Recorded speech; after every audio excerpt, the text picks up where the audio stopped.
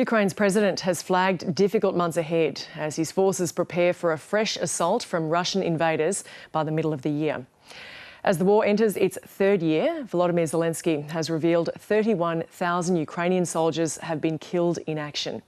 It's the first time Kyiv has confirmed the number of its losses. Commemorations have taken place to mark the second anniversary of Russia's full-scale invasion. President Zelenskyy says Ukraine is also preparing a new battlefield plan after his recent military leadership shake-up.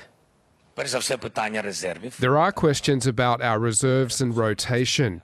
We need to bring order into this and put a full stop to this. You cannot fight relying only on willpower. People need to rest. We need to prepare proper reserves. They haven't been prepared properly, and that's also a fact. We need to acknowledge our weaknesses. We've had them, we still have them, and now we need to fix them. So here's a snapshot of where things stand 2 years into the war. Russia controls almost 20% of Ukrainian territory. It had illegally annexed the Crimean Peninsula back in 2014. Now, Moscow's latest gain is the industrial city of Avdiivka in the eastern Donbas region.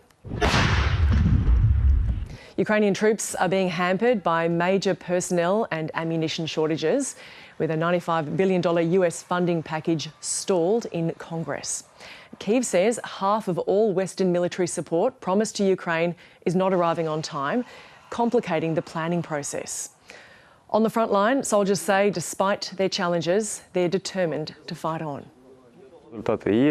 We do achieve results. We destroy the enemy every day. Their manpower is not infinite. There is a certain number that we need to reduce to as close to zero as possible so that they understand they do not have enough forces to fight us anymore. My boys and I believe that sooner or later we will take our territory back and we will chase the enemy away. We have no doubts about that. Russia continues to attack targets in Ukraine's south and east. Ukrainian authorities say a Russian-guided bomb hit a railway station and adjoining apartments in the Donetsk region. Russia's President Vladimir Putin has vowed to push further into Ukraine after taking Avdiivka, which was the centre of months of intense fighting.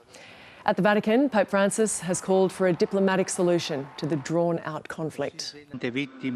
So many victims, wounded, destruction, anguish, tears in a period that is becoming terribly long and whose end is not yet in sight.